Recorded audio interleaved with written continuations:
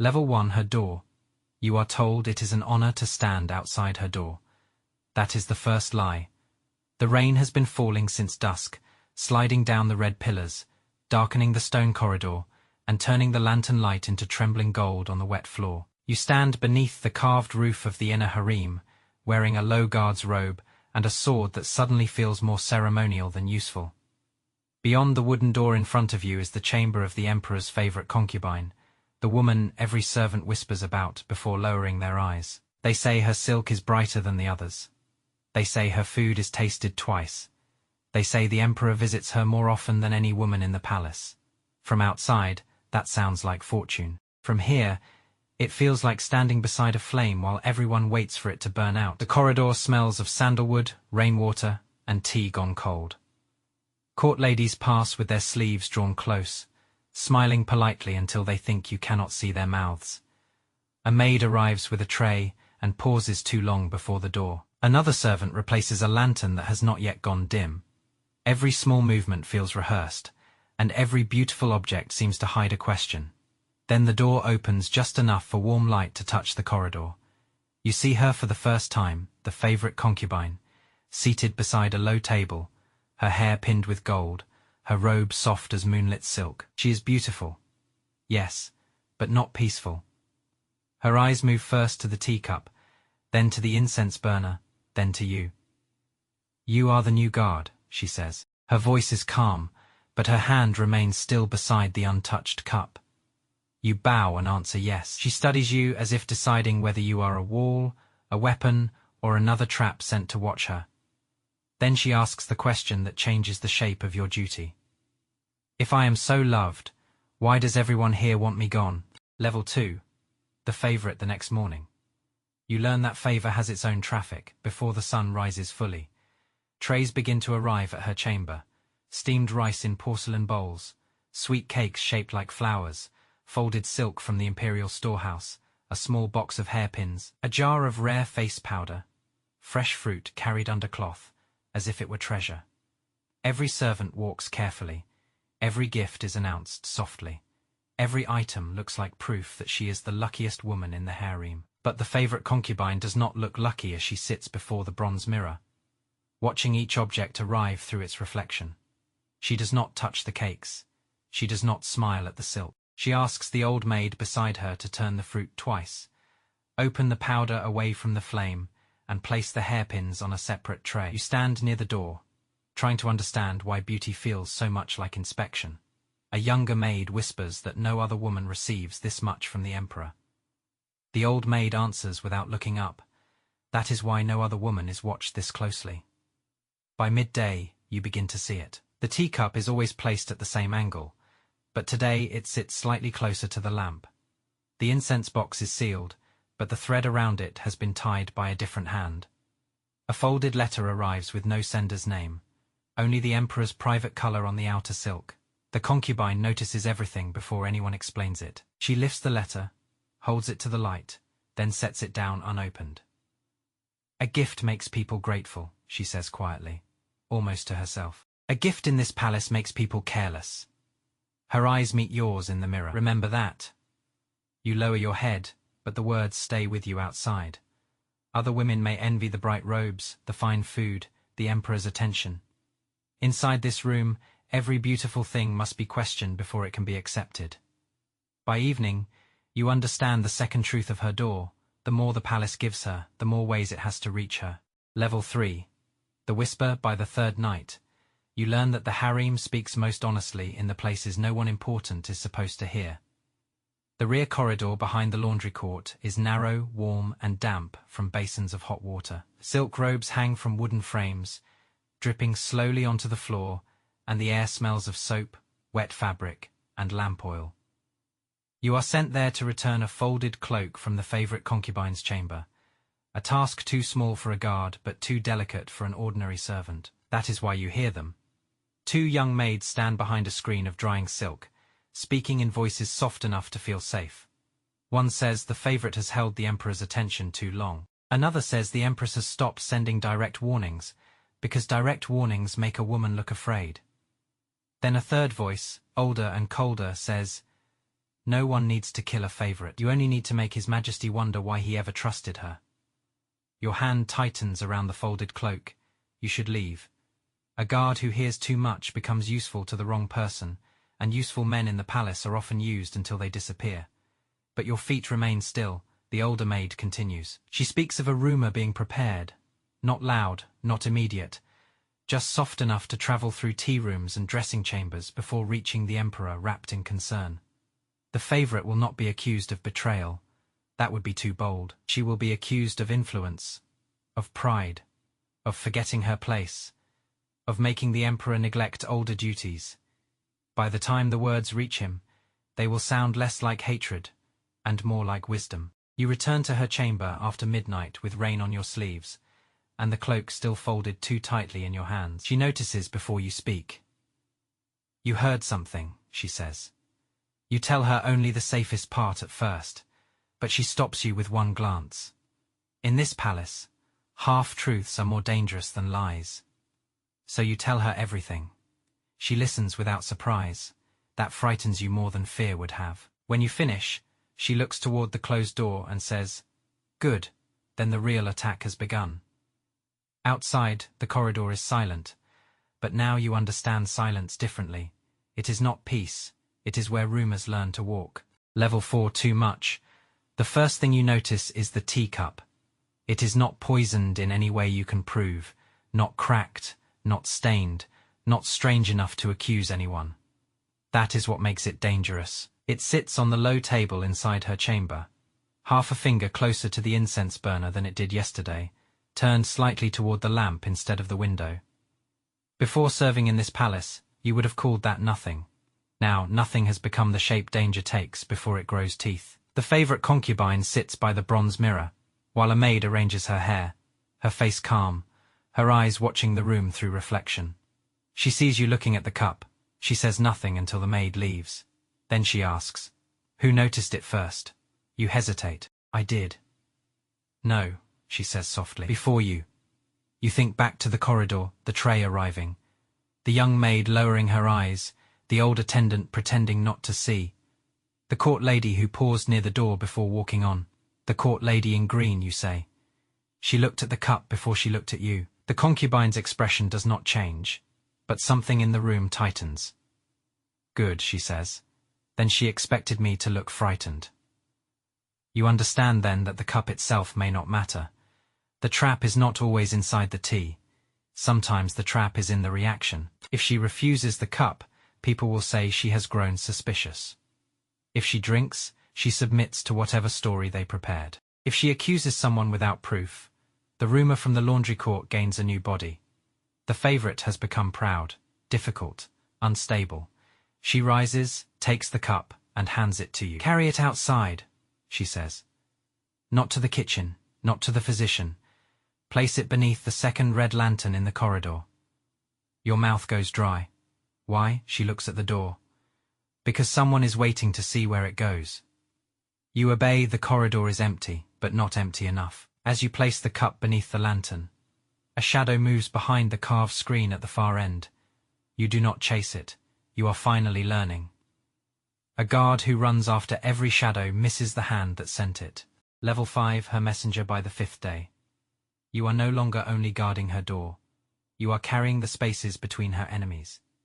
The favorite concubine does not give you a sealed letter at first. That would be too obvious. She gives you a folded handkerchief scented lightly with sandalwood and tells you to return it to the medicine room because the embroidery thread is too rough for her skin.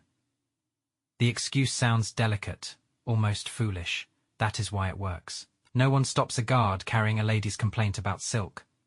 You walk through the rear garden path after sunset, past the lotus pond, past the covered walkway where maids pretend not to watch you, into the medicine room where herbs hang from the ceiling in dry bundles. A female physician looks up once, takes the handkerchief, and pulls one loose thread from the corner. Hidden inside the seam is a strip of paper so thin it nearly vanishes against her palm.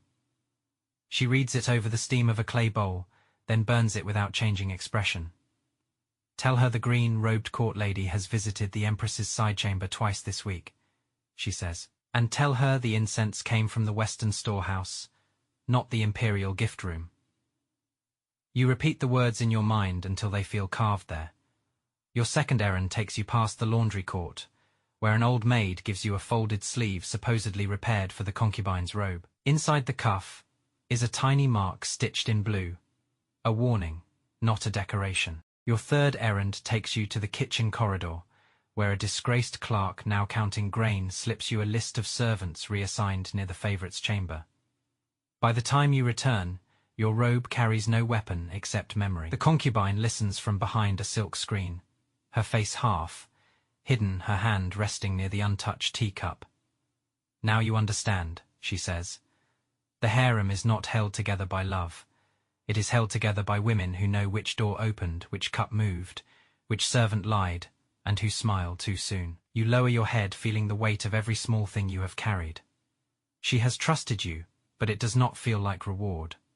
It feels like stepping into a room after the door has locked behind you. Level 6. The Empress. The summons from the Empress arrives without threat, which makes it worse. A senior court lady finds you outside the favorite concubine's chamber just before dusk and says Her Majesty wishes to ask about corridor security. Nothing more, no accusation, no raised voice. But the old maid beside the concubine lowers her eyes too quickly, and you understand that being noticed by the Empress is not an honor. It is a hand closing around your name. Her chamber is colder than you expect. Not in temperature, but in order. Phoenix screens divide the room. Heavy incense hangs in the air. Court ladies stand on both sides, like carved figures in silk. Their faces smooth, their eyes lowered. The Empress sits behind a low table, dressed in deep red and dark gold, so still that even the candle flame near her seems careful. You kneel and keep your forehead low. She lets the silence stretch until your back begins to ache. Then she asks whether the favorite concubine has seemed unwell. You answer that you are only a guard. The Empress almost smiles. That is why I asked you. Important people lie beautifully. Low guards often lie badly. Your throat tightens. She asks about the teacup, the handkerchief, the medicine room, the court lady in green. Each question is gentle. Each one proves she already knows more than she should. You choose your words like stepping across thin ice. Too little truth makes you suspicious. Too much truth makes you useful. Finally, the Empress sets down her cup and looks at you directly. Do you think she is fortunate? You do not answer quickly enough. Her gaze sharpens. The Emperor's favor is not a shelter. It is a lantern in a dark field. It tells every hunter where to aim. The words settle into you like cold water for the first time. You understand that the Empress does not hate the favorite, only because of jealousy. She understands the system better than anyone. She was once watched too, desired too, raised high enough for everyone to wait for her fall. When you are dismissed, she gives you no warning, no punishment, no command, only one sentence as you rise. Tell her I know. She has begun to listen. You return through the red corridor with your hands steady and your heart not steady at all. Outside the favorite's door, the lanterns are already lit. Inside, she is waiting. And before you speak, she says, "The Empress was kind, wasn't she?" That is when you realize kindness from a woman that powerful can be more dangerous than anger. Level 7 fights back the favorite concubine, chooses the tea ceremony, because everyone in the harem believes they understand it. That is the first advantage. A public accusation would make her look desperate. A private complaint would disappear inside the Empress's chamber before sunset. But a tea ceremony is different. It is polite, beautiful, harmless on the surface, and crowded with women trained to notice every tremor of status. By late afternoon, the small reception room smells of warm porcelain, sweet flowers, and incense, too carefully chosen to seem accidental. Low-ranking concubines sit behind silk sleeves, smiling with eyes that measure one another. Senior court ladies stand near the walls. The green-robed woman is there too, her face calm, her hands folded, pretending she is only another obedient servant. You stand near the door with the other guards, but the favorite has already given you your role. When the incense box is carried in, you shift one step to the left, just enough to block the direct path to the side table. It is a tiny disruption, no one should care, but the green-robed court lady cares. Her eyes move to the box before anyone touches it, then to you, then away. The favorite concubine sees it all without looking at her directly. She lifts her teacup and says softly, "How strange. I was told this incense came from the imperial gift room." The room stills. One concubine laughs too lightly. Another lowers her eyes. The green-robed court lady bows and says perhaps a servant made a mistake. The favorite turns the incense box slowly in her hand. Servants make mistakes with names, not with seals. She opens the lid, revealing the Western storehouse mark hidden beneath the inner fold. No one gasps. Women in the harem know better than to give scandal a sound too early, but the silence changes. The green-robed court lady's face remains smooth, yet her fingers tighten once around her sleeve. That is enough. The favorite does not accuse the Empress. She does not accuse anyone. She only smiles faintly and orders the incense returned to the proper records office. A harmless correction, a perfect insult. As the room begins breathing again, you understand what she has done. She has not won a war.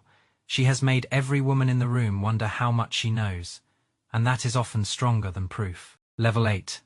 He does not come the first night. The Emperor does not come. The entire harem knows before the second lantern is lit. No announcement is made. No servant runs through the corridor shouting news. Nothing so crude is needed. The palace has other ways of speaking. The wine tray remains untouched near the favorite concubine's door. The musicians sent to wait in the side hall are quietly dismissed. The fresh flowers arrive late, and no one apologizes. By dusk, the corridor outside her chamber feels colder than rain. You stand at your post, watching maids move more carefully than usual. Not because they are afraid of her, but because they are afraid of being seen standing too close to a woman whose light may be fading. Inside, the favorite sits beside the low table in a robe of pale gold, her hair perfectly arranged, her face calm enough to insult everyone hoping to witness her fall. The old maid pours tea. The cup sits untouched. Outside, 2 younger concubines pass the corridor slower than necessary, their laughter hidden badly behind silk sleeves. One whispers that His Majesty must finally be tired. Another says affection is like a lantern in wind. No woman should build a house around it. You hear every word. So does she. The favorite does not look toward the door. She only asks you to enter and close it behind you. For the first time, you step fully into her chamber while the hallway is still awake. The room smells of cold wine, fading incense, and flowers beginning to bruise at the edges. By morning, she says, they will decide whether I am grieving, angry, or afraid. Each version will serve someone. You ask what she wants them to see. She looks at the untouched wine tray, and then at her reflection in the bronze mirror. Nothing. The answer is so quiet it feels like an order. If I cry, I am weak. If I rage, I am dangerous. If I send a message, I am desperate. So tonight, I give them nothing. You understand, then, that absence is also a weapon in the palace. The Emperor has not come, but his shadow has. It sits in every cup, every whisper, every pair of eyes waiting for her to break. And as you return to the corridor, you realize your duty has changed again. Tonight, you are not guarding her from intruders.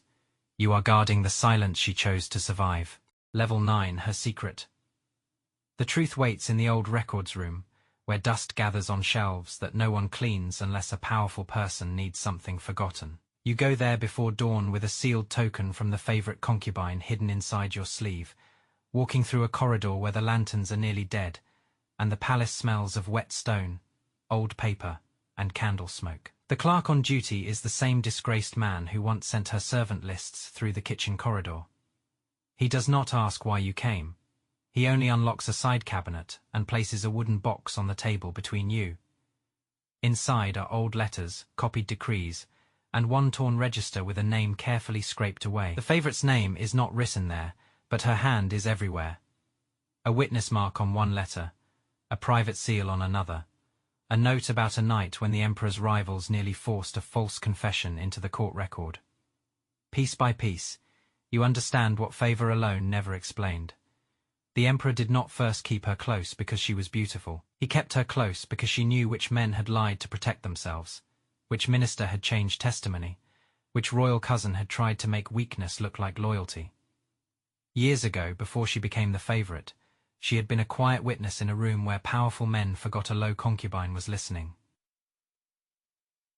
Later, when the emperor needed the truth, she remembered it. That memory saved him. It also trapped her beside him. When you return, she is awake, standing near the bronze mirror with her hair unpinned and her face pale from lack of sleep. You place the copied letter on the table. He does not only love you, you say carefully. Her reflection watches you before she turns. No, she says. He needs me to remember what others need buried. The words make the chamber feel colder. Suddenly every gift, every visit, every jealous whisper takes a different shape. She is not merely favored, she is dangerous because she knows why favor was given. And if the emperor ever decides that her memory is heavier than her beauty, he will not need enemies to destroy her. He will only need silence. Outside, the harem begins to wake. Inside, you understand why she survived this long, and why survival has never once meant safety. Level 10, why she survived by sunrise. The favorite concubine's chamber looks exactly as it did before the emperor stopped coming. That is how you know she has not lost yet. The incense is measured, not heavy. The tea is warm, not untouched. The flowers have been replaced before anyone can say they are fading. She sits near the open window in a robe of deep amber silk, darker than the pale colors she wore when you first stood outside her door. The change is small, but every woman in the harem will see it. She is not dressed like a woman abandoned. She is dressed like a woman who expected the weather to change. You stand behind her, no longer only the guard at the door, but the man who knows why that door has always mattered. You know about the moved cup, the false incense, the green-robed court lady, the Empress's quiet warning, the night the emperor did not come, and the old record proving that favor was never only affection. It was memory, it was leverage, it was a beautiful chain tied with silk. Outside, the corridor begins to fill with careful footsteps. Servants are waiting to see whether she sends a message. Concubines are waiting to see whether she cries. The Empress is waiting to see whether silence weakens her or sharpens her. Then a messenger arrives from the outer court with a sealed note, not from the Emperor's private chamber. From the records office, the favorite reads it once, then places it beside the teacup. The old register has been requested, she says. Your hand tightens before you can stop it. Someone is testing the secret. Someone wants to know whether the story that made her valuable can also make her removable. She looks toward the mirror, and for a moment you see the cost beneath her calm. Years of smiling while being watched, years of accepting gifts that could become traps, years of being envied by women who did not understand that the emperor's favor was not a roof, but a lantern over her head. Do you regret serving me? She asks. You think of the first night in the rain, when you believed you were guarding the luckiest woman in the palace. You think of the cup beneath the lantern, the handkerchief seam, the Empress's cold kindness, the empty wine tray, the scraped name in the records room. No, you say, but I no longer think you were lucky. For the first time, she smiles without pretending it is softness. Good. Luck is what people call survival when they do not want to see the knife. Later that morning, she sends no plea to the emperor. She sends one polite request to the records office, asking that every document concerning the old case be reviewed in full, with witnesses named properly. It is not a threat. That is why it frightens people. A threat can be denied. A record can be opened. By midday, the corridor outside her chamber is quiet again, but not with pity, with caution. The women who once waited for her to collapse now wait to see what she remembers next. And you stand at her door, understanding the final truth of the harem. Being loved by the emperor never made her safe.